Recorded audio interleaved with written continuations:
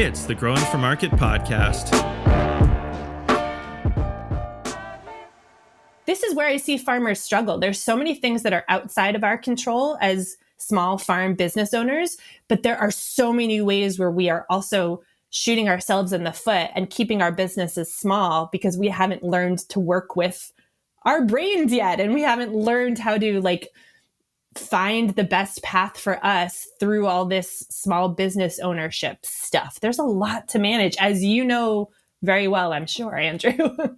Hello, and welcome to the Growing for Market podcast, where we talk about growing, marketing, and the business of growing vegetables and flowers for local markets like farmers markets, CSAs, farm stands, and local wholesaling. I'm Andrew Mefford, your host and the editor of Growing for Market magazine for 34 years, the magazine for flower and vegetable market farmers. If you're enjoying the podcast, just wait till you see the magazine. Go to growingformarket.com for more. Also, if you could give us a follow and a rating, it really helps other like-minded people find the podcast. And now, let's take a minute to hear from our sponsors. It's with their generous support that we can bring you the podcast for free. This episode is brought to you by Tend, the all-in-one AI-powered farm management platform trusted by modern growers. Whether you're growing vegetables, flowers, or fruit, or managing a nursery, greenhouse, or vineyard, you know how much time gets lost in planning, tracking, and staying organized. Tend helps you cut through the busy work so you can focus on growing and selling what matters. With Tend, you can plan your crops, assign and track tasks, manage inventory, and handle your sales and accounting all in one smart, easy-to-use platform. Whether you run a 1-acre farm or manage a large operation, Tend adapts to your scale and style, supporting everything from manual labor to fully mechanized workflows. Try it for free at tend.com. No credit card required. That's TEND.com. Streamline your season and grow with confidence. A well-built high tunnel is one of the smartest investments a small farm can make. It protects your crops, extends your season, and keeps income rolling in even through winter. Nifty Hoops builds complete Gothic high tunnels that are easy to install and built to last. Their easy, bolt-together construction makes setup straightforward and efficient, whether it's a small backyard hoop house or a dozen large production-scale high tunnels, especially through their community build option, where professional builders work alongside your crew, family, or neighbors to build each structure, usually in a single day. Most growers go with Nifty's full setup: steel-framed end walls, roll-up sides, baseboards, double plastic with inflation, automated vents, and real doors, all priced to make the best choice the easy one. Nifty is a small crew out of Michigan using U.S. steel and working hands-on with growers across the country. They'll help evaluate your site, handle NRCS paperwork, and if they're building with you, they'll even float your cost share until after the build. Visit niftyhoops.com to learn more. Farm more seasons. Grow more food. Nifty Hoops. Farmers who partnered with Farmhand grew an average of 63% this year because it's more than software. Farmhand acts as your business coach and assistant, helping you sell out, save time, and grow smarter. From marketing to fulfillment to customer support, Farmhand pulls real data from what's worked and what hasn't for other farms and turns it into websites that convert, campaigns that sell, and fulfillment systems that give you your time back. Curious what that looks like? Meet the founder, Ari, at farmhand.partners/GFM and see the same insights and support the fastest growing farms rely on every week. That's farmhand.partners/GFM. Today, we have the pleasure of welcoming Lennie Larkin to the Growing for Market podcast. Lennie is a flower grower and the owner of B-Side Farm, which was in California but is now outside of Portland, Oregon. She is also the author of the excellent book, Flower Farming for Profit, the complete guide to growing a successful cut flower business. The book filled in a real gap in the flower farming literature because most of the flower farming information to this point has focused on the growing side of things, which is obviously important, but as a magazine and podcast for farmers, we also need to get the selling part right, which is a whole different skill set from growing, which is why I'm so happy you applied your know-how to this subject in the form of your book. And Lennie has been on the podcast before. About 2 years ago, when your book was coming out, we discussed the book, but you've had a lot going on in the intervening 2 years. I really can't keep up with all of it, Lennie. So without further ado, welcome back to the podcast, Lennie. Thanks, Andrew. So happy to be here. I always love being on the podcast. I look forward to getting my Growing for Market in the mail every single time, and have for like 10 years now. I'm top tier like fan club. I should be the fan club president, maybe, if you have that. But it's been a whirlwind of a 2 years. I feel like I blinked and 2 years passed and I haven't come up for air. And I've become a full-time business coach for flower farmers, which keeps me so busy and is also essentially me building a whole other business from scratch after I built my farm over the first 10 years of running my farm. So it's wonderful. And I like pinch myself every day that I get to do this for a living, that I get to advise flower farmers on how to make their businesses financially sustainable so that they can keep farming for the long run. Like that's what I get to do with my one precious life. And I love it. And I was thinking, Andrew, that, probably at least like a couple of your listeners out there might be curious how you and I met. And I was thinking back to when I finally met you at a conference in Utah that we're both speaking at. And from my perspective, I was so excited to finally meet you because we had communicated over the years and I was a big fan. And I think we had seen each other speak at Eco Farm. Yeah, we did. And you'd been on the podcast. I already been on the podcast. Okay, that's right. Right. So that's, I felt like I knew you already. And so it wasn't a far stretch for us to carpool from Las Vegas, like 3 hours away to our conference in Utah. And you offered to give me a lift, which was so kind. And met you at the airport, got in the car, and then you like didn't start the car. And we were sitting there and you suddenly looked kind of nervous. And I was like, is he sweating? And I was like, I thought I knew this guy. He's like a nice family man. He's so accomplished. Is he about to murder me? Why is he nervous? And then I learned why. It's because you had been brainstorming ways that we could collaborate on our social media. And the Barbie movie had just come out. And you pitched me some ideas that were brilliant, but I was just so taken aback at the time. And I was like, oh, okay, Lennie, calm down. Your life is not in danger. You just are about to have to do some silly stuff on social media, like maybe singing Closer to Fine with Andrew Mefford as we drive through the mountains. And it was like what proceeded. I think we instead just chit-chatted for 3 hours and the time flew by because we were both talkers, which your audience is also about to learn. We are both talkers. So it was the funnest road trip. And I just loved that we had that experience together.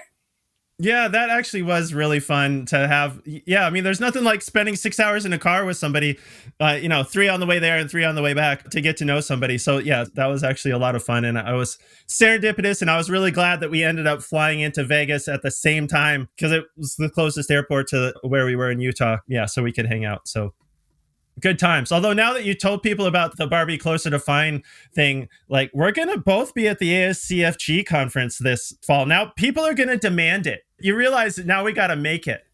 That's true. You got to give the people what they want too. So yeah, let's pencil in some time. We'll figure that out. Yeah, I think that is what people want. They want Andrew Mefford, Lennie Larkin, Barbie reels. Definitely. Yeah. All day, every day. Indeed. But yeah, to bring it back to your actual question before I let us go off the rails completely, I started it. Yeah, it has been a crazy couple of years. And I was big on the conference circuit for a few years. I was on the board of the ASCFG for so long and then helping plan conferences with them and then speaking at their conferences and other conferences. And I kind of took the year off from conferences this year, which has been sad for me personally, but I think I needed to get my energy and my bandwidth back. But of course, instead of like sitting back altogether, I decided to plan my own conference, actually a summit. We're calling it the Sell Your Flowers Summit. So that is coming up here on November 20th. And I know we'll be talking about it today. And I just have to laugh at the fact that this is what it looks like when I take a year off from conferences. I instead decide to put on and plan a conference.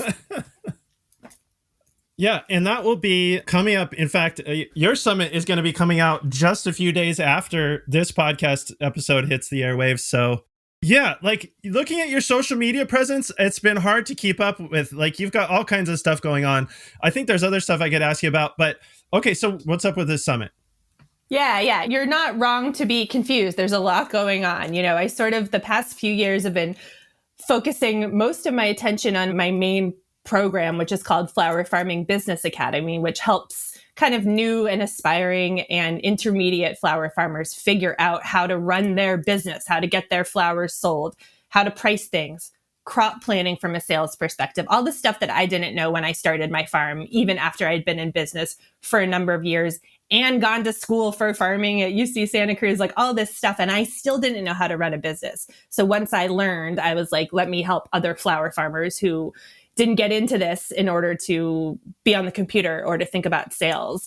And that's how actually the Sell Your Flowers Summit was born. I kept hearing the same questions from especially new and beginning flower farmers. I used to work with a lot more kind of advanced flower farmers, sort of with my cohort, like people who started around, I don't know, 2013, 14, 15. And we would work on numbers and crop cost of production and selling wholesale, all these kind of more advanced skills.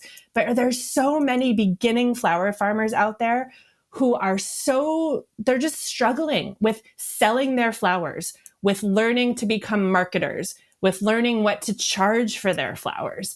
And so I'm putting on this summit, which is bringing in like 15, now I think it's actually 20 because we have a bunch of bonuses, but 15 plus, we'll say, speakers.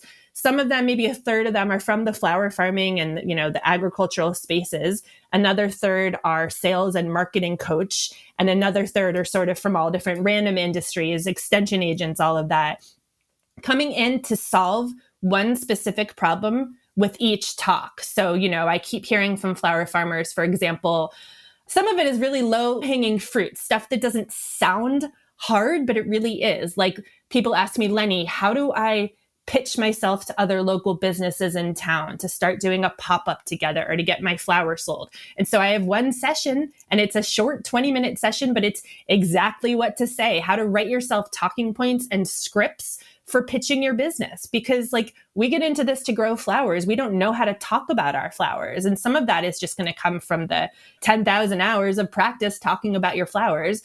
But I want to help these farmers get to the finish line and get their flowers sold sooner. So it's just these like bite-sized little skills that are going to be presented in these 20-minute chunks, and each one is solving a different problem. Cool.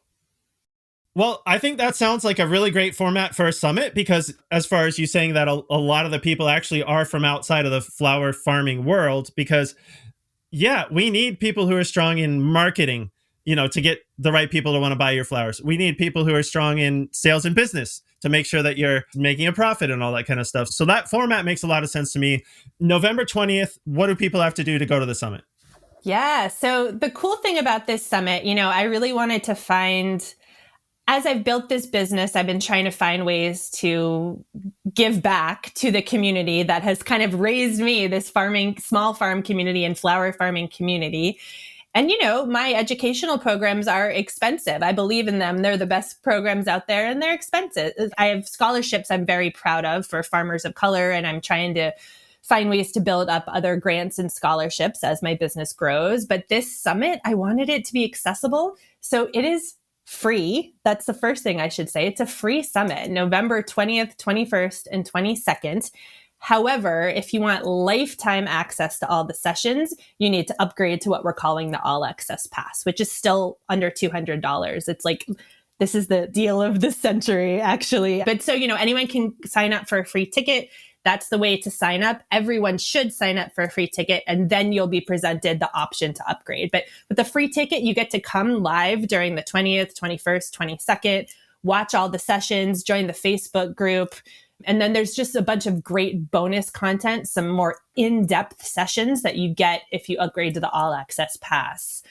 One that I'm particularly excited about is a presentation from Coach Lissy Donovan, who's actually an old friend of mine and is a coach for small business owners in all industries, although she comes from the ag space herself, but specifically working with brains and with humans with ADHD and also humans who are either not diagnosed with ADHD or just don't understand their own brains. She helps us understand our brains specifically as it relates to being a business owner. Most of us have never owned businesses before, and suddenly we're thrust into this space and we are our own bosses. And so we have to manage ourselves. We have to know how to organize all our priorities, how to get through the day when there's a million competing tasks. It's challenging for any type of brain. But this session that's as a part of the All Access Pass, it's so good. I literally watched it twice when I was reviewing it, and I was just meant to be taking notes for a worksheet we're adding to it. And I had watched it twice because I learned so much. It helped me understand my brain. And this is where I see farmers struggle. There's so many things that are outside of our control as small farm business owners, but there are so many ways where we are also shooting ourselves in the foot and keeping our businesses small because we haven't learned to work with our brains yet. And we haven't learned how to find the best path for us through all this small business ownership stuff. There's a lot to manage, as you know very well, I'm sure, Andrew. Yeah, absolutely. Yeah, I mean, it was a steep learning curve for me. It's been about a decade since I took over growing for market. And, it was a very different experience from working for Johnny's, which is where I came from, working in the research department at Johnny's and also in working on our farm. Whole different set of skills for running a business like growing for market, which is the growing for market business is probably similar size to a lot of the farm businesses in our audience. And so, I think of it, it's probably very similar to a lot of people who have started their own farm and gotten a few years, worth of traction. And then are like, oh, now I'm running a business. So I might come to that session just for that. And now let's take a minute to hear from our sponsors. It's with their generous support that we can bring you the podcast for free. Hey, it's Lindsay from Grown By. There are a lot of farm sales platforms out there, but there's only one that's cooperatively owned by farmers. And that's Grown By, your all-in-one solution to simplify farm sales. I'm proud and excited to share 2 new features now available on top of the tools you already know and love. Number 1, our customizable CSA box builder. It allows your customers to simply say what they'd like in their share, and Grown By matches their preferences with your weekly harvest. Number 2, our new wholesale-only marketplace. Developed with the Culinary Institute of America, it makes your life easier with a dedicated shop for your wholesale customers. No more texting those chefs. Combining retail and wholesale inventories and records. And, drumroll, automatic payments on due dates.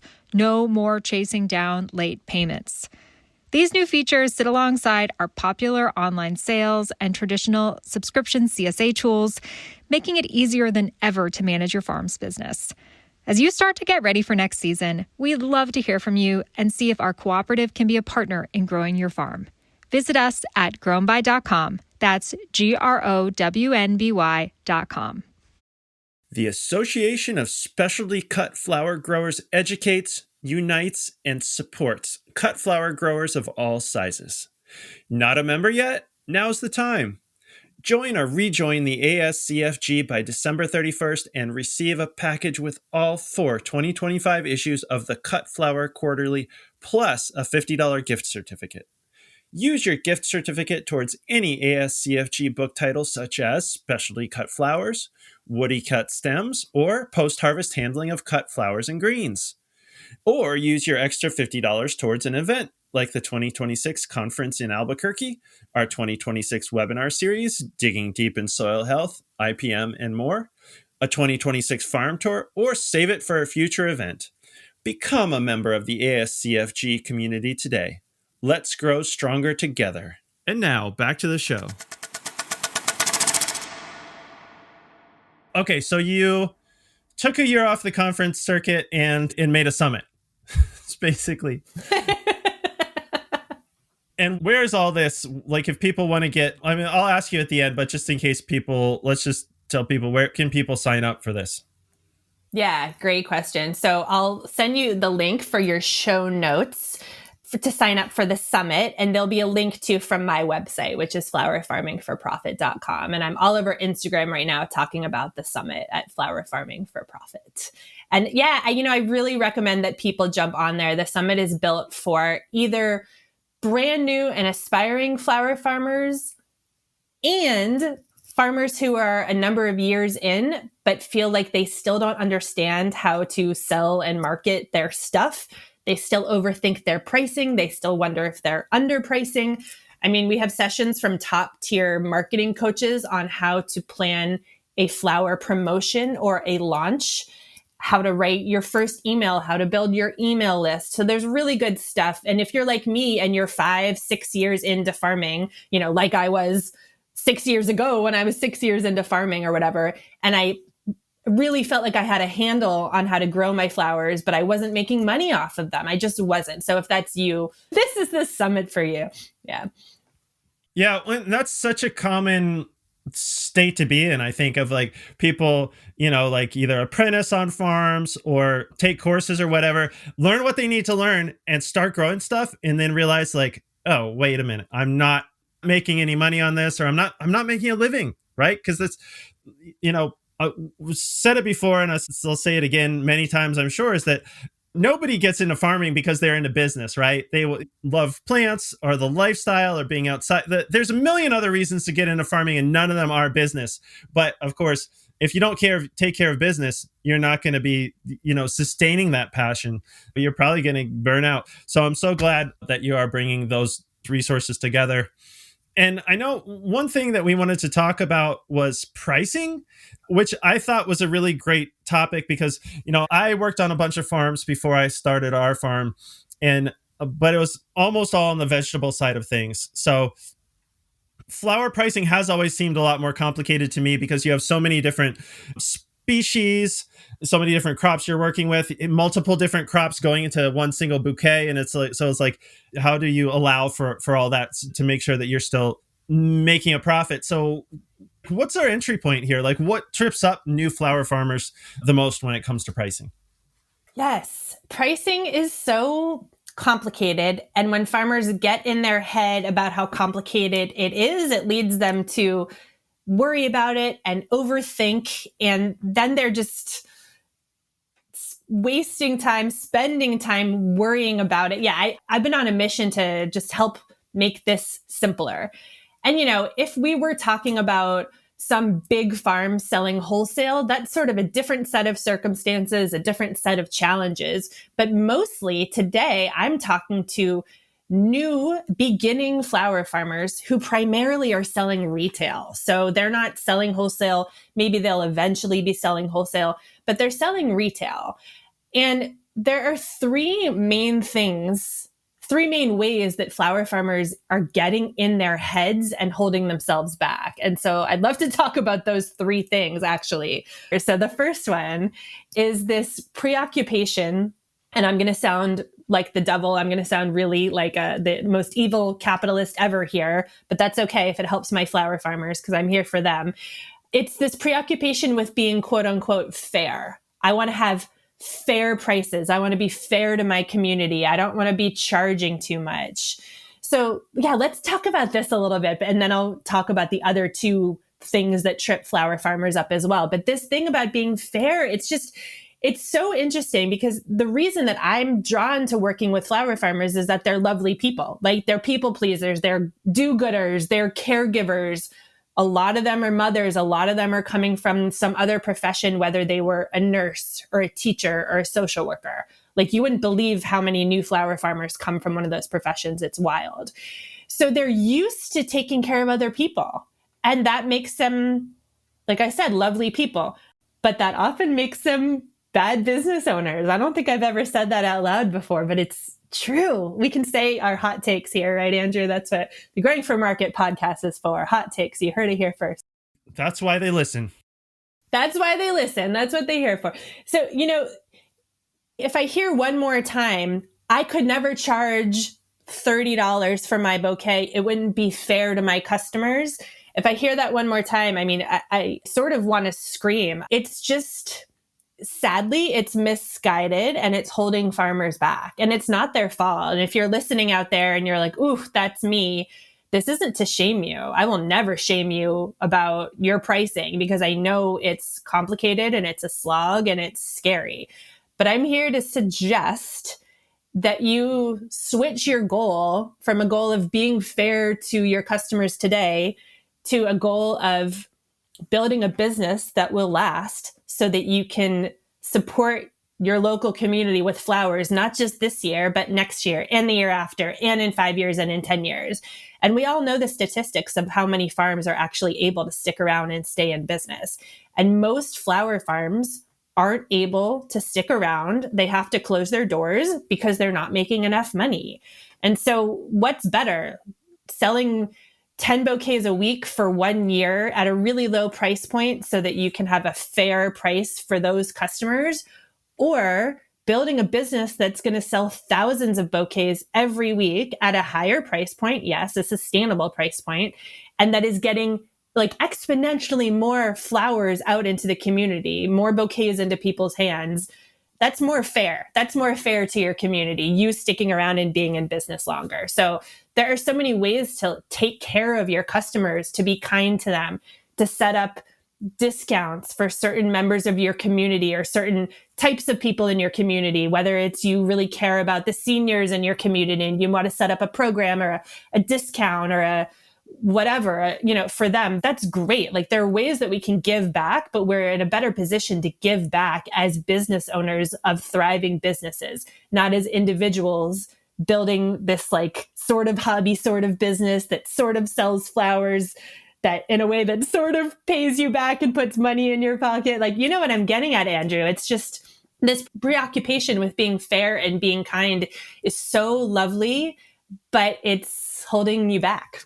Yeah, absolutely. It really needs to be said. And, farming is such a weird business because I feel like in most other businesses, I see people being like, how can we make something for as cheap as possible and sell it for as much as possible? Whereas in farming, you got all these people who are doing it because they love it. And they're almost like, oh, I don't want to overcharge. Don't want to make too much money.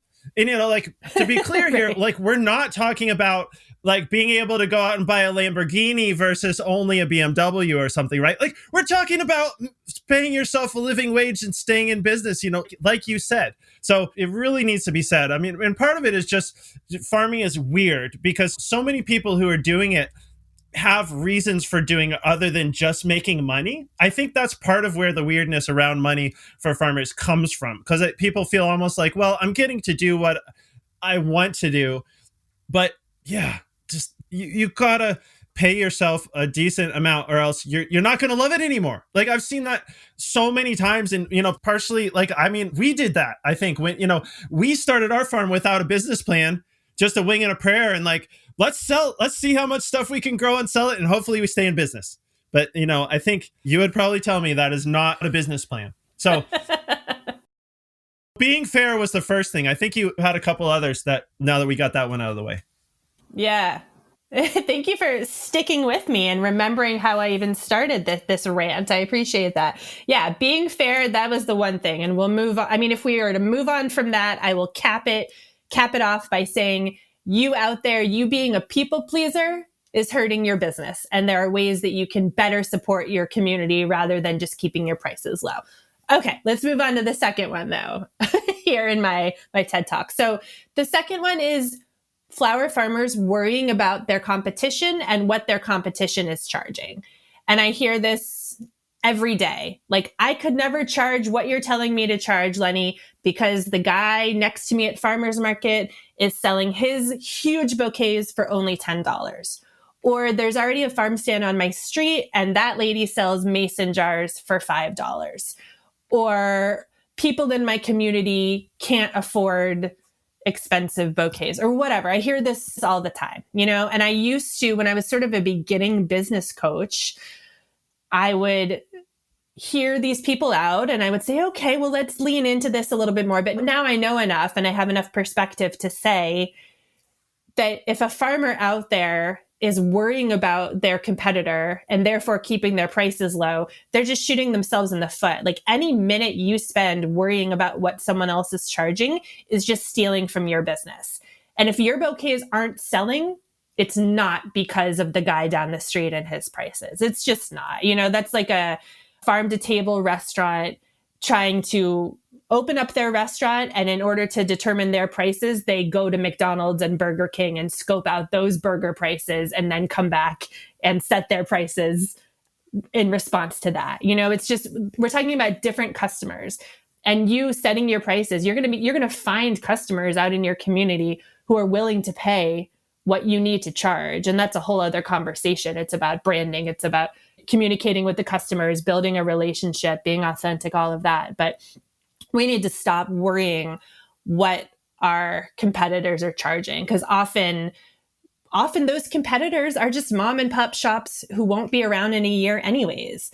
Or maybe it's a huge farm with the economy of scale and really low cost of production, and they're able to sell their bouquets for really cheap. But whatever it is, it still has nothing to do with us. And we're building these businesses that, like I said, these small kind of micro flower farms. My farm was always, at one point I was leasing 3 acres, but eventually my farm always stuck under 1 acre. Like, I have quite a small farm. So all these farms out there like mine, you're selling a value-added product. It's not a commodity. It's a mixed bouquet of specialty cut flowers. And you are able to set your prices based on what your customers are willing to pay. And it's based on you setting a high bar for that and working to find that customer base and then nurture them. So yeah, circling back, the second thing that trips flower farmers up in terms of setting their prices is worrying about your competition. Yeah, absolutely. And I mean, the other thing that I would mention is that if everybody looked at what everybody else was charging and knocked off a few bucks, that just leads to a race to the bottom. If everybody did that, then nobody would be making a living. Totally. Right. And this race to the bottom just hurts you. It hurts everyone else. It's already hurting us, like the flower farmers out there who are looking to their neighbors to figure out how to set their prices. That means you're setting your prices low. Therefore, you're not raising the bar. You are keeping us all down. You know what I mean? Keeping us all stuck and undercharging. And the majority of farmers are out there don't know what to charge, and most of them are not in touch with their costs, and so they're losing money with every sale. And you would never know that as a new flower farmer looking at other businesses on Instagram or out in your community or on Facebook. You wouldn't know that they're losing money, but I can tell you because I've coached them, they are losing money. Like, most flower farmers are losing money. So and veggie farmers too. So the race to the bottom is such a nasty and a slippery slope, and I hate it. So, yeah, I mean, then we can cap off this by talking about the third thing that keeps flower farmers stuck or like trips them up when it comes to pricing, which is overthinking it. And, that plays into the first two things we talked about, but it's just the overthinking, the worrying. This leads to trying to make a bouquet that you're going to sell at a certain price point and then overstuffing it, because even if you tried to use some math and some formulas, and even if you've taken my course and you've worked on your markups and your per stem pricing, you then look at the bouquet when you're done with it and you're like, okay, I wanted to charge $25 for this, but grocery stores, their $25 bouquets seem to be a lot bigger than this. Should mine be bigger? And wait, is some other farmer going to yell at me because of my pricing? Should I change it? And last week, I know I got a complaint about my bouquet pricing. So should I make them a little bit bigger, or should I offer 2 different? It's just this overthinking, and it just steals your bandwidth from making more important decisions in your business. Decision fatigue is a real thing. And, I mentioned before this amazing session at my upcoming summit all about kind of managing your brain, specifically if you deal with ADHD or you have a neurospicy brain in some other way. You worrying about what I learned during that session is that you ruminating on or worrying about a task when you're not performing that task is the opposite of rest. It is active work, but it's not leading you towards anything. It's just worry that's stealing from your business. So this overthinking about pricing, this lying in bed awake the night before the farmer's market, second guessing yourself, it is holding you back. You would be so much better served by just choosing some simple pricing, setting it high. I mean, we can get into, Andrew, like exactly how to price your flowers, but just don't overthink it. We'll close out this section by saying, stop overthinking it. And that's great advice. The next time I'm ruminating on something at 3 o'clock in the morning, I will tell my future self, stop it. You're just stealing energy from your productive work that you could do tomorrow. Yes. Okay. So if we talked about how looking at other people's pricing and knocking off a few bucks is not the way to do it. Well, like, what is there anything such thing as standard advice? Like, how do people price their flowers, and how do those methods fall short? Yes. All right. So first, I don't want to be such a naysayer, but let me mention a few pieces of bad advice that I want people to be listening out for, because when they hear this, I want them to think, oh, I want like a red flag to pop up in their brain. And the first thing, and I think I'm partly responsible for spreading this bad or vague advice, so I want to apologize to the masses for this, but it's this need to be in touch with your costs and your costs of production. And it's actually quite a complicated topic, because I absolutely think that farmers need to be in touch with their pricing. But when it comes to individual flower crops, especially on a diverse flower farm where you're growing 20, 30, 40, 50, 80 different varieties of flowers, which is too many, by the way, you are going to have all different costs of production for all those different crops, right? And as it turns out, I'm a crop cost of production expert, right? I've been working with a bunch of amazing mentors over the past few years. Tanya Murray, who was at Oregon Tilth, John Hendrickson at University of Wisconsin-Madison, all these, and Ellen Polishuk and Julia Shanks, all these people I was their big fangirl. Then they became my mentors. Then they became my friends. So I'm very lucky to call all these people friends, but they've trained me up so that I have been able to seek and get a number of grants over the past few years to study crop cost of production. And I love this work, but it's for slightly more advanced farmers. And so what I recommend against now is, like, let me say this even more clearly. New flower farmers do not need to dig into their crop cost of production for all the crops they grow. If you're just getting started, I don't want you to be worrying about this, because I hear this from people like, oh, they have so much shame around it. They're like, Lennie, don't yell at me. I don't know my costs. And I'm like, no. I want to let you off the hook. No one knows their costs. Even like top tier big flower farms, maybe they've done crop cost of production studies on their top crops. Maybe they're like Sunny Meadows Farm in Ohio, and they're one of the few farms who has dialed in their, studied and knows their cost of production on every crop they grow. But they are in the minority, which is why they're badasses and we should all bow down to them. Most flower farms do not know their crop cost of production. And yes, that's worth figuring out once you're a bit more advanced, but not when you're just getting started. So your specific costs are not going to inform your prices when you're getting started. So that is just one piece of advice that I sort of I wanted to talk about a little bit, because it gets confusing. It's confusing when you feel like you're being yelled at to understand your costs, but then you're like, wait, how do I actually do that? And the answer is, it's not for you if you just got started, and your costs are going to change. You're going to get so much more efficient. You're going to change up your systems for how you're growing your crops, if you even have systems yet, right? So yeah, that's the first piece of advice to like take with a grain of salt. The other one is just the idea of comparing your prices to wholesale prices. And the two main places we recommend that flower farmers go for wholesale prices is either a local wholesaler or distributor to you. You can often get on the email list almost as if you're a florist and you're going to be ordering for them.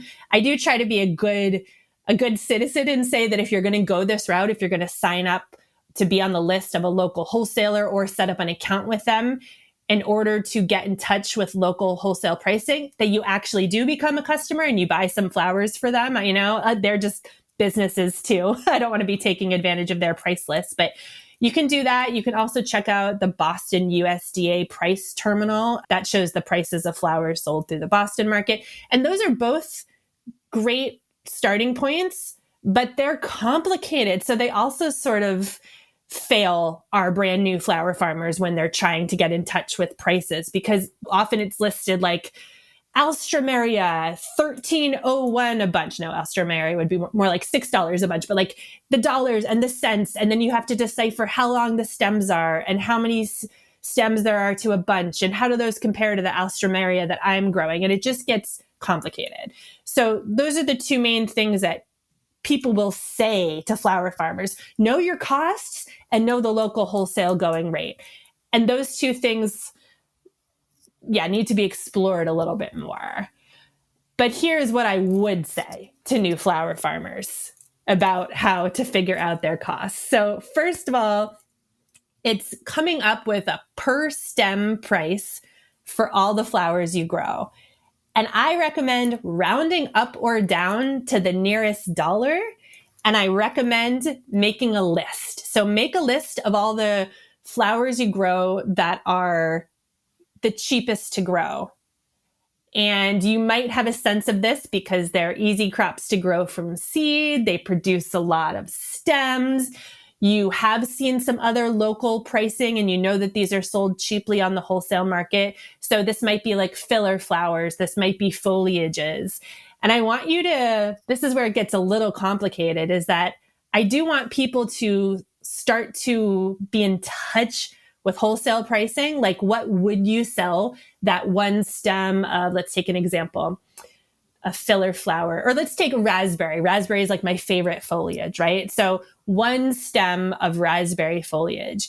I do want you to try to come up with an approximation of what you would sell this stem of raspberry for if you were selling it wholesale, which sounds like a contradiction, but the fact is it's a complicated process, right? So maybe that's $1. So I want you to make a list of all your $1 flowers, and then all your $2 flowers, and then all your $3 flowers. I usually, for my students, I say $1, $2, $3, and then like $5 and up. That might be like something really fancy and expensive, a garden rose or whatever. And so you start to categorize your flowers in these different lists, right? The $1 flowers, the $2 flowers, the $3 flowers. And this is you rounding up and rounding down, which is just fine, which is in fact going to solve your overthinking problem. And even if you don't know the answer, like a zinnia, you're like, well, I think on the wholesale level, it would be sold for about $1 in a stem, but I can't, maybe it's $2 a stem. You just make your best guess for now. Okay. And as time goes on, you can inform this by using different wholesale lists, by using my list that I create for my students in my courses. But that's the first step. It is categorizing the flowers you grow with a per stem price by rounding it up or down to the nearest dollar. And that's going to be $1 or $2 or $3 typically. And then, Andrew, if you're ready for me, I can move on to the next step after this first step. I'm ready. Let's hear it. All right, great. So there we are. The first step was categorizing your flowers by the varieties, the per stem price, and the $1, $2, or $3 range. Next, you're going to think about a markup for your retail customers. And this gets really complicated because not all retail customers and all retail sales channels are created the same, right? For example, in my business at B-Side Farm, I would mark up flowers 2 times for a farmer's market, 3 times for my farm stand. And for weddings, full service weddings, I would mark them up 5 times. So that $1 raspberry stem, if I was mixing it into a farm stand bouquet, it would become $3. And so we're doing that with all of our crops. And if you're listening and you're just getting started, I recommend you play around with just a 2x or 2 times markup, right? If you sell a zinnia to a florist for $2, you're going to sell it to your retail customer for $4. And this way you just get to start playing around with the idea of marking up your products differently for different sales channels or customer types. Of course, it would be simpler if I took away this idea of figuring out the lowest wholesale price and doing away with the markup. But I think that would be doing a disservice to our industry and to all these new flower farmers who are hopefully going to stick around and continue to be in business in 2 years, 3 years, 5 years. I want them to have an understanding of how much they might pay if they had to buy flowers in from another farm. And I also want them to just be in touch with the fact that they are playing a part in the industry. And so I don't want their prices to be totally out in a silo or a vacuum, like unrelated to everything else. So to just recap where we are so far, you found your price per stem, either $1, $2, or $3, typically at your like lowest wholesale rate. And then in this example, we're just marking them up 2 times for the retail customer. Does that make sense so far? Are you with me? Yeah. Yeah, I'm with you so far. I mean, honestly, the next thing that occurs to me is, what do you do if they aren't selling as well as you'd like? But maybe you might have more to say about that before we get there. Yeah, totally. No, I'll try to wrap this up. It's just the last real thing, like the last point here, is to start with your bouquet price point in mind. So, I don't want people making a bouquet and then wondering how much to charge for it. I want you to first be working through some really, really basic, like back of the napkin sales projections and say, okay, at my farm stand, I want to bring in X amount of money per week, X amount of money per year. How can I best do that? Is it with a $20 bouquet or a $30 bouquet? Okay, I'll do the $30 bouquet. And then you work backwards to say, okay, with a $30 bouquet, if I have 3 stems of raspberry, 3 stems of zinnias, how many dahlias can I afford to put in there with this markup? So you're working backwards that way. And then if your bouquets aren't selling, I really think these days it's all about doubling down on this relationship and this connection with customers. It's telling the story of your farm. And it seems like answering a different question. I realize that. Like if your bouquets aren't selling, well, go back to the drawing board and create a stronger connection with your customers. But that really is the answer. Once in a while, I get a brand new farmer who's like, all right, I just made 20 bouquets. How do I sell them? And I'm like, wait, literally, like you have 20 bouquets in a bucket right next to you right now. And how do you sell them? Well, what have you done so far? Do you have customers yet? Because really the work starts a year before that. And it's both easier than people would imagine to create this customer base and connect with them. But it also, it does take more time and it takes more planning. And a lot of it is about sharing more stories from your farm over email, over social media, in person at the farmer's market or at the farm stand. So getting your stuff to sell is about leaning into the fact that you have this unique farm, you grow unique flowers, and there are individuals in your community who are going to resonate with your unique farm and story and not with someone else's. So it's up to you to start dropping breadcrumbs out there in the world so that people have something to grab onto, Maybe they, like, before we started recording, Andrew and I were chatting about social media and how we've both been on a journey to like connect with our audiences on social media in a better and more fun way over the past year. So it's not a chore. And so it works and all that. And I, for one, love seeing the Growing for Market stories out there. I feel like I've been able to see the Growing for Market brand, if you will, not to put you on the spot, Andrew, but like really come to life. And I see the personality, your personality and the magazine's personality, and you are carrying that through with the social media and with the emails. And that's so important for all of the farms out there. I think we worry about oversharing on social media or on email, but bringing your like authentic brand voice to the front and center of your business is not about oversharing. It's not about talking about parts of your life that feel too private or intimate to you, or even sharing photos of your kids. You don't have to do any of that. You just have to let your personality shine through. Like if your farm is sort of funny and irreverent, do that. If you have a real close-knit team working with you on your farm, share about that. If you're working by yourself and you're sort of like introspective and quiet and poetic, share your poetic words on your social media. Selling the bouquet starts a long time before putting the bouquet on the table at farmer's market. Absolutely. That's a really good point to make, Lennie, and I'm glad you did. In fact, we had Erin Benzacane on the pod a year or two ago, and I specifically asked her about what you're talking about because she had written an article for Growing for Market called Become the Face of Your Farm, which is exactly what you're talking about. And I think, like, more broadly, in the business of local agriculture, we have to be in the business of decommodifying what we sell. Like, I was listening to this podcast, another podcast about like commodities trading the other day.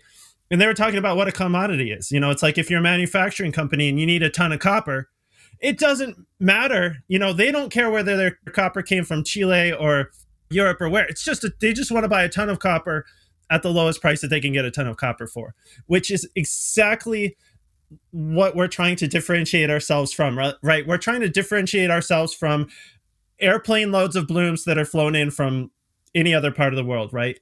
And I think a big part of that is showing how your business is different from plane loads of flowers or any other person's business, because that's what you're trying to do, is get somebody to connect with your farm. And I think that we can tend to spend so much time as farmers just doing sort of repetitive tasks. Like, I have a good friend who said that farming is like a bunch of mundane tasks that add up to something amazing at the end. You know what I mean? Like pulling weeds doesn't seem amazing, but if it gives you a field full of amazing flowers, it's amazing, right? And so I think we can almost get used to the beauty that's around us and things like that when we're farming, right? Like, because we go out to the field, we see the same field view every day. Well, you know what? Your customer doesn't see that. They've probably never seen that. So, like going back to what you said, Lenny, like, if you need inspiration, take a picture of your field as the sun's going down. Take a picture of whatever you're doing, because even if it's something you've done 1,000 times, weeding your flowers, or you harvest every week, and that's just what you do, your customers probably don't know anything about that, and they're probably interested to know, like, your hands are gross after harvesting sunflowers all day longer. I don't, you wear sleeves to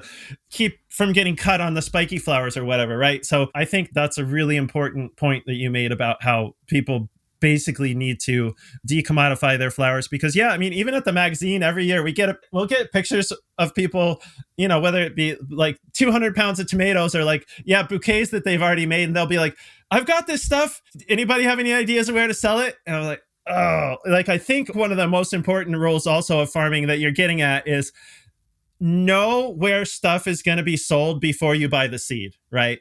Because that can be very encouraging, particularly as a newer grower, to like plant stuff and see it work out. But then when you have 200 pounds of ripe tomatoes, when you have 20 bouquets, it's not the time to figure out how to sell those things. So in a way, this is good, because we're heading into the winter, right? So people are probably slowing down on their farming tasks. This is the time that they can start making a plan and then start executing on that plan. Maybe they're buying in some bulb that they've never planted before and just want to tell their audience, like, I just ordered 10 crates of bulbs. Look for this next spring, or something like that. So this is a great time to strategize and start building that presence, so people realize how your farm is unique from anybody else's farm.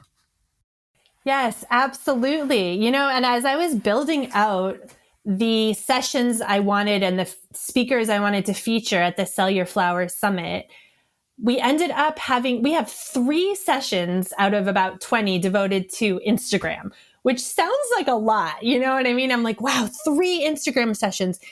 But it's such a helpful vehicle for connecting with our customers these days. And, some flower farmers might say to me, well, there are these other farms around who built their business and they're not even on Instagram, or they don't even have a website. And I'm like, that's wonderful, but they're not starting a farm in 2025. Like, if you're out there these days trying to connect direct to consumer, you're going to need to be out there and putting yourself out there in these different ways. And these different channels work differently. Strategy that works on email is different than strategy that works on social media, is different than strategy that works on Facebook. And so at the summit, we distilled this down. Let me see if I can remember this clearly, but we have one really awesome session by an Instagram coach named Jenna Warner. I forget which is her maiden name, whatever, but she has Jenna's page. She's just an amazing Instagram coach that helps us get more confident on Instagram and really become strategic about what's the goal of each post. And she just makes it so much easier and so much more fun. So she has a talk specifically for flower farmers in our session. We have another talk from Hannah Rausch, another Instagram coach, helping us specifically key into finding local customers. And then we have a talk from a flower farmer, Tasha Trujillo of Palm Pike. She's just a badass, young, newish flower farmer who is so good at being herself on Instagram and being hilarious and being irreverent and taking us exactly what you said, Andrew, like taking us behind the scenes of even the mundane stuff that's happening on her flower farm, but she makes it her. And so you can't help but notice, and you can't help but like get a little addicted and want to hear more from her. So we, at the summit, we're breaking down all these little problems that flower farmers have into these individual talks. And it's just, we have to isolate all these skills in order to work on them. Like getting comfortable talking to your camera is a different skill than learning how to be strategic in the words you write on your Instagram post and your emails. And I'm sure there's someone out there rolling their eyes like, oh, I just want to grow stuff. I don't want to learn how to be myself on camera. I never signed up for that. And I'm like, well, you know what? It's mostly part of the job these days. But I challenge you to dig in and start building these skills so that they don't stay a pain in the butt for you, so that you have a little bit more fun with them, and that so you can grow your business and keep doing what you love, which is probably like being out there with your hands in the dirt, growing the flowers. You don't all have to become business coaches like I did. You just have to be able to build a business that's going to stick around, and that's going to take just as much of a focus on selling as it is on growing. Yeah, absolutely. I think that's part and parcel of being a business owner in this day and age is showing up on social media. I mean, like maybe not 100% have to do it. Maybe there's other ways, but it's just the reality of social media is one of the ways to reach people. I mean, like it relates to me, right? Because I'm old enough. I did not grow up with social media. And I took this job being the editor of Growing for Market about a decade ago. Really didn't do anything with social media. And now I feel like I spend, I don't know, a third of my time. I spent a lot of time on social media and marketing. And so sometimes I'm like, I just wanted to like write and curate articles about local vegetable and flower farming. And now I'm spending so much time on marketing. But it's like, if I don't spend time on marketing, nobody's going to know we have these great articles about vegetable and flower farming. So sometimes I'm like, haha, like I came to this job to be an editor and I spend a lot of time on marketing. But I think that's just the reality of running a business in this day and age. And it can feel like a burden, but if you get past the initial uncomfortability, it's really an asset. Because think about, you've got this platform that is free. I mean, granted, you don't control the platform, but it's a way to get your name out there that I think past generations would have killed for. In fact, I think I was at a conference trying to do like real-time coverage of the conference, thinking about how journalists back through the ages, it's like in the past you had to type a story out, send it off to somebody else who's going to put it in the newspaper. It might be days. Like, covering breaking news in the past might have taken days. Whereas now, something happens, I can record it, post it within minutes. So yes, it can be uncomfortable, but if you can get past that, it's also a free way to market your business. So, and yeah, I know Jenna. I've worked with Jenna also, so that's why I want to say like she's a great resource. I want people to know like I know who you're talking about, right? I'm not just nodding like, oh yeah, great, oh great, Lennie. Not that I would or anything, but I've worked with Jenna, and that like she's great. So these resources that Lennie has put together for you are really going to be valuable for the people who show up, I think. But I got to ask, Lennie, are these the strategies that you use to fine tune your own flower pricing over the years? Because I know you had the farm stand, you had small field, but then you also had like this big peony operation for a while. And it seems like some of this stuff was like roadside stand, farm stand sales. And then some of the peony stuff, I don't know, might have gotten more into wholesaling. So there's a lot there, but is that how you ended up fine tuning the pricing for your own flowers? Yeah, totally. I mean, when I started selling flowers, it was about 2012, I think. And I first started by selling wholesale flowers, which is not what I recommend, but I was selling bunches of zinnias to florists for like $6 a bunch or something. And it took me a few years to realize that I was not making money. I was not actually putting money in my pocket, and I was never going to stay in business if I kept doing that. Eventually, I built my farm stand, and I've sold flowers every which way over the years, but through really paying attention to my per stem pricing and my markups and selling direct to consumer and really leaning into those sales channels, like doubling down on my efforts to connect with farm stand customers, namely, I was able to build a crazy business. And, by the end, and most of my students these days building flower farms are pretty small. A lot of them are looking to build side hustles or part-time jobs. And so they don't have these goals. And so I'm not one of those teachers. I'm also not an influencer. So I don't lead with like, I made this much money and therefore you can make this much money too. But just for some insight, by the time my farm moved away from California, we were on less than 3/4 of an acre, and we were selling about 250 grand worth of flowers a year. And that was broken down into about 100 grand of weddings, like full service weddings, 125 grand in farm stand sales, and then the remaining 25 grand, a mixture of workshops for locals learning to do garden stuff, grow flowers, and then some wholesale sales. We kept doing wholesale. So I've done it every which way, but that was like the final way that it penciled out in the end. And that 125 grand we've also done a bunch of CSAs over the years, all of that. But that 125 grand came from farm stand sales of mainly $30 bouquets. And it was through the per stem pricing that I described earlier. So I knew my standard wholesale pricing, like these flowers I would sell for $1 wholesale. These flowers I would sell for $3 wholesale. I marked them up 3 times for my farm stand sales.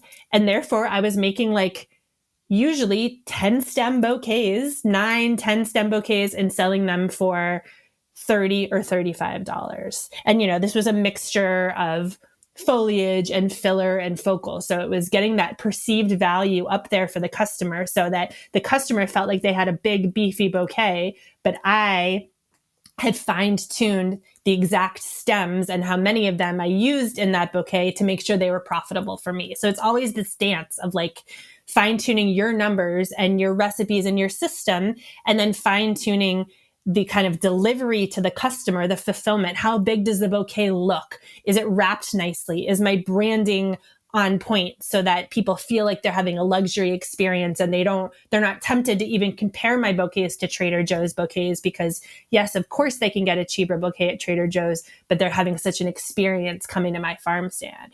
So all to say, Andrew, really simplifying my per stem pricing and then making myself stick to a simple markup, which for me was a 3 times markup. Again, a 2 times markup can be okay for new flower farmers who are just getting comfortable with this, and sticking to it and not overstuffing. And I tell you, if you're out there and you're listening to this and you're going to go try this now with some flowers, you're going to make a bouquet. And I predict you're going to hold it up and you're going to look at it and you're going to say, what is Lennie Larkin talking about? I could never sell this for $30. This looks tiny to me, or this looks skimpy to me, or this doesn't feel fair to me. Maybe circling back to the beginning of our conversation as we're getting close to ending our conversation here, Andrew, but you're going to think this looks small to me.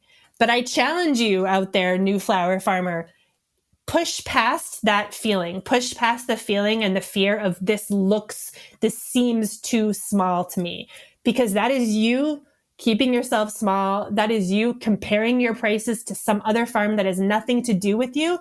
And that is you not leaning into the belief that you were going to build a customer base that will pay what you need to charge. If you keep selling flowers for pennies, you're going to attract the price shoppers who are only going to spend pennies on their flowers, and they're going to complain and they're going to be annoying. And, not that everyone who doesn't spend money on flowers is annoying. I had never bought myself flowers before I started growing them.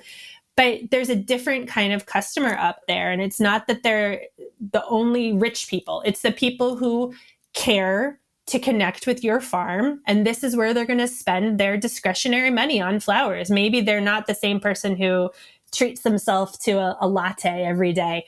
They're the people who instead spend money on flowers, and they're out there. And it all starts with you recognizing the worth of your time and your flowers and sticking to these numbers and these markups.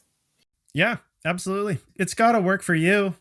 You got to be making a profit, or else you're not going to stay in business. And not that you would ever sell that to a customer, but I mean, I think if they're buying flowers from you, they don't want to hear that you didn't make money on the bouquet, right? They if they're buying flowers from you, they probably want to support you and want you to stay in business. So I think that's a really good point to just take the leap, make sure and price stuff that you're making money on it, and it'll probably be okay. It will be okay. It will definitely be okay. It will be okay. I know. So it's another thing that's probably adding to people's pricing pressure, though, is that it's not the greatest economy right now. Things are expensive. There's, that may be leading people to cut out impulse or things they don't need. Do you have any advice for how farmers can set prices that are profitable for them, but still affordable for their customers during a recession? Yes, this is such a question on everyone's mind right now, all the farmers' minds. So good question. I mean, I want to start by saying I have one clear thing that you should not do. So here's the biggest not to do, and it's don't complain. Don't complain about your rising costs. Don't complain about how hard it is to be a farmer. To be clear, it is hard to be a farmer. And to be clear, those of us who are activists, I mean, we should all be activists, but we should all be fighting for better support for farmers. We should all be fighting for SNAP, benefits to not be all these things or whatever it is you believe. I'm not saying don't fight, but I'm saying you acting like a martyr or acting like, oh, woe is me when it comes to communicating with your customers is not going to solve any of your problems. Sure, you can educate them on the fact that it costs a lot of money to grow flowers. But I see this kind of sentiment, especially on social media, on Instagram, where farmers are just like complaining because they think that it's going to make their customers feel bad for them, which they think is going to make their customers buy from them more. And that's just not the case. It might make, maybe they'll buy from you that day because they feel bad from you. But people want to buy from a place of like warm, fuzzy feelings, not from a place of guilt or shame or feeling bad for the farmer. It's just really misguided. So I always want to encourage farmers to kind of flip the script and find, if you want to talk about your rising costs, like please do. I don't want you to say it's all rainbows and butterflies out here. It's not. It's hard. But you complaining about it isn't going to endear your customers to you. What you can do is double down on this connection piece. Double down on treating your customers like the individuals they are. Now it's the end of the year. Can you think back on your top 5 customers for the year and send them gift? Maybe make them a Thanksgiving or a holiday arrangement. At the very least, send them a card. When we strengthen these connections with those in our community, it just solidifies our farm's place as a real community service. And so that's really the best thing we can do right now to be continuing to stick around and to sell our flowers, even in these uncertain times economically. It's doubling down on this connection piece. Okay. That's all very good advice. I'm thinking about new farmers in particular. I think you've covered pricing pretty well. I just wanted to ask if you had any steps that new farmers can take. Like if they're putting, going to hang their shingle out there for the first time and put prices on their flowers. Do you have any insights for those new people who may be trying to sell flowers for the first time? Yeah, for new flower farmers starting to sell for the first time, first of all, I would be getting the word out from day one, just like Andrew recommended earlier. I'm starting a farm and it's my first time planting these tulip bulbs or whatever. Snapping a picture, snapping a video of your seeds that come in the mail. Even if you don't have an Instagram account yet, take some video, take some pictures and start taking people along for the ride. You don't need to overthink how you're going to announce that your farm now exists or announce that your farm stand is open. Just start talking about it. Just start practicing getting out there. Don't worry that your friends and family are watching you on social media. If they're not being supportive, let them be their own miserable selves. If that's the case, people will want to support you. People are interested in what you're doing. And in terms of pricing, I would just say make it really simple. So look at the flowers you grow. You probably have a sense of which ones you can sell for more money, which ones you can sell for less money. For now, we can make it really simple. Maybe assign the focal flowers a higher price per stem and the filler and the foliage things a lower price per stem, and start trying to come up with a 10 stem bouquet recipe, see what that looks like. Start playing around with pricing, even if you are not selling at a farmer's market tomorrow. Why don't you go take the 3 types of flowers you have blooming right now, if you still have anything? For me, it hasn't quite frosted yet here somehow. And we ripped our mums out of the ground. So, but we don't have mums, but we have a few dahlias. So I have some eucalyptus and some dahlias, and I bet I could find a stem or 2 of celosia that hasn't died yet. So I'm going to go take those 3 ingredients. I'm going to assign a price per stem to each of the 3, and I'm going to make some bouquets. I'm going to see how I can make a $20 bouquet and how big that looks like, and how I could increase the profit by changing out one type of stem for another. And then I'm going to try making a $30 bouquet and see what that looks like. So just practice, get your reps in. That's my best advice. Yeah, that's great advice. I mean, so it sounds like you're saying get your reps in on the flower side of things and on the social media side of things too, right? Because it's kind of like you're saying, if you're starting a business from scratch, I mean, your first post on Instagram is probably not going to set the world on fire unless you're already Mr. Beast or something like that, right? But, if you just put a post out there saying like, hey, I'm starting a flower farm world, for better or for worse, it's probably not that many people are going to see it, but it's a start, right? You have to start somewhere. And so just to do a post saying, hey folks, I'm starting a flower farm, that would get your account started for you to kind of like settle into. I guess I'm assuming these people are like me and didn't really have a social media voice. I realize there's probably a lot of people who are starting flower farms right now are already like social media users. So maybe they already have a voice, but just doing the first post to say, hey world, I'm starting a flower farm, is going to give you the space to start making posts and finding your voice, just like, kind of like what you said with your bouquets. Just start. One of the best pieces of advice, and I think you've given people ideas for how to start, which is great. So, Lennie, those are the questions that I had for you, but I want to make sure and ask if there's anything else that I should have asked you about or that you'd like to say before we let you go. I feel like we covered it all. I love talking about this pricing and marketing stuff because I want it to feel less scary. And I think the reason a lot of farmers avoid it is because they think they're bad at it and they're scared of it.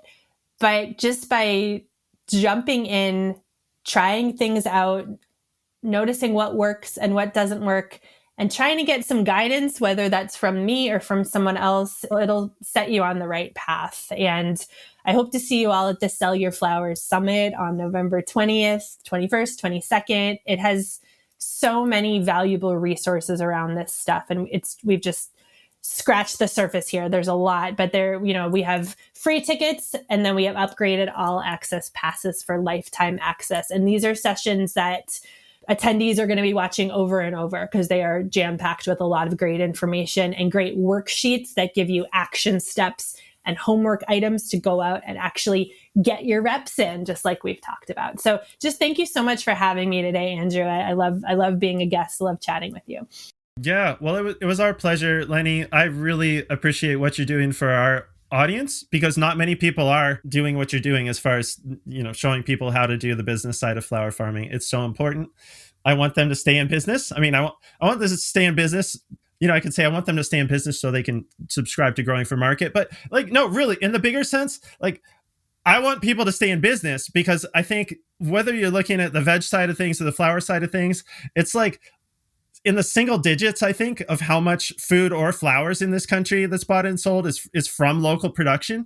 And I want to see local producers stay in business because I got good advice from you, so they can keep increasing that number, right? Because I'm probably preaching to the choir here, but I think we'd be a lot better off in a lot of different ways if more than a single digit of our food and flowers was coming from local production. Okay, so you got a lot going on. I just want to make sure we didn't miss anything before we let you go, okay? And actually, that is one fun thing. That is fun about social media, because if we didn't have social media, like, there's bad things about it, there's good things about it, but it's a cool way. I can look at your feed and I'm like, wow, Lennie's like doing a summit. It's like I wouldn't have any idea half the stuff you're doing. It is a fun way for me to be able to check in and kind of like see what you're up to. No, it's time to like invite you back for another podcast interview. So, all right. So you got your book. We got Flower Farming for Profit, which is a great book. I have read this book. That's how we decided to carry it here at Growing for Market. It really is an excellent resource. So we sell it through the magazine, if people don't know. So subscribers get 20% off all the books. So if you're a Growing for Market subscriber, you can go buy this in the Growing for Market store and get 20% off. You've got the Sell Your Flowers Summit. Do you still have openings for the mastermind, Lennie? So a couple weeks ago, I interviewed Ellen Polishuk, and we talked about, and she was like, oh yeah, I'm doing a mastermind with Lennie. And I was like, oh, I love Lennie. And so I don't know, I'm like, oh, maybe I shouldn't talk about the mastermind if it's full, but I know you're doing a mastermind with Ellen Polishuk, which I know a lot of people in our community know her, and listeners of the podcast may have heard Ellen's interview a couple weeks ago. Do you still have openings for the mastermind? Ellen is awesome. Yeah, thanks for bringing this up. So I'll give you a quick rundown of everything I've got going on. I do this mastermind. This is our second annual Flower Farmer Mastermind with me and Ellen Polishuk. By the time this podcast airs, it'll be happening about a week later in Oregon. So you can always email me and try to slip in at the last minute. Why not? But this is a mastermind for seasoned flower farmers spending 3 days together. It's such a wonderful event, and I love working with Ellen.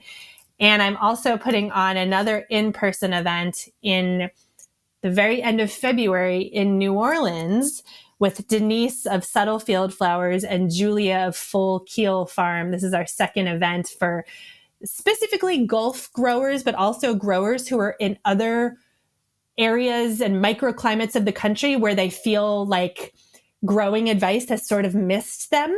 I know that in New Orleans, they've had to come up with all their own kind of templates for crop planning and seeding schedules and, day length and humidity, just all these different factors that kind of traditional flower farming advice doesn't always take into account. So we're doing this kind of holistic retreat, approaching it from kind of a business planning, climate planning, and climate adapting, but also like holistic human experience, you as the business owner and all your wants and needs as an individual and as a farmer. We get kind of a little bit woo with it, but it's those three components. So that's in February. And then I have my Flower Farming Business Academy, which is my 6-week business course for new and aspiring flower farmers to go deeper into all these topics. It's a lot of work, but it is so much fun. And also, as we launched the Sell Your Flowers Summit, I'm finally starting my online community membership, the B-Side Club. So we'll be launching that right off the back of the summit. So people can join starting in December. And this is where you can come every month and become a B-Sider to learn more about sales, marketing, and pricing. And every month I'll be giving you pricing strategies and homework assignments that I want you to go out and try, sales and pricing. So this week you have to go out and connect with 5 new people in this way. And next month we're doing an Instagram challenge. And the next month we're doing something in person. So it's a way to keep kind of fresh ideas coming into your mind when it comes to spreading awareness about your farm and taking that leap, just like we talked about, like jumping in the deep end, trying out this marketing stuff, especially if you quote unquote hate marketing or if you're bad at marketing, this is the place for you. So, and yeah, I also wanted to say that I love that you carry my book, Andrew. I actually don't carry my book. I decided that me having to ship books to people would mean that they never actually get their books because I'm so bad at getting things out in the mail. So I send people to Growing for Market to buy my book. So I'm just thrilled that you carry it. And I'm so honored that you read it as well, Andrew. Thank you. Yeah. Well, it's such a good book and it would have been timely 10 years ago, but it's timely now too. So, all right. Well, Lennie, I'm so impressed. You're doing so much stuff. I just can't keep up. So I think it's going to be great. I mean, I know because I read your book. The speakers that I'm familiar with at your summit are great. So I'm sure that's going to be great. And it's so cool that you have a free option, right? So people can show up and check it out. And decide if they want to do the all access option. All right. Just remind our audience where people can find you online or social media or wherever people can look you up and find all this stuff. Yes, Flower Farming for Profit on Instagram and flowerfarmingforprofit.com are the best ways to find me. All right. Keys to the kingdom right there. You can find all this stuff from those two little places. So check it out. Lennie, such a pleasure. Thank you so much for being so generous with your time. I really like talking about the pricing, and obviously there's a lot more there. You got a lot of material and information that people can avail themselves of if they so choose. So thank you so much for spending time for us. We got the summit coming out a few days after this podcast is gonna come out, so it's instant gratification. People can listen to the pod and then go attend your summit. I hope they do. And once again, thanks so much for hanging out with us, and I hope you will do it again sometime. Thank you, Andrew. Anytime. See you soon. All right. Thanks, Lennie. Thank you for joining us for this episode of the Growing for Market podcast. If you've been enjoying the show, please consider giving us a follow and a rating or a review. It really helps others find the podcast. For more tips and tricks from farmer to farmer, check out our magazine at growingformarket.com. Whether you're a commercial grower or just want to grow like one, subscribe to Growing for Market magazine for the nitty-gritty of growing, marketing, and the business of market farming. We publish 10 issues per year with articles written by experienced farmers on topics ranging from tools and techniques to farm business operations and marketing. If you've been listening to the Growing for Market podcast and haven't yet checked out Growing for Market magazine, we've made a change so you can try the magazine for free. We've added a free month to the beginning of all first-time subscriptions. Try out the digital or paper magazine for a month, and if it's not for you, cancel within 28 days and you'll never even get billed. All subscriptions get you a year of the magazine, plus 150 downloadable back issues from the last 15 years and over 1,700 archived articles. With digital subscriptions starting at just $39 a year, head on over to growingformarket.com and subscribe today to benefit from over 3 decades of writing by farmers, for farmers, in Growing for Market magazine.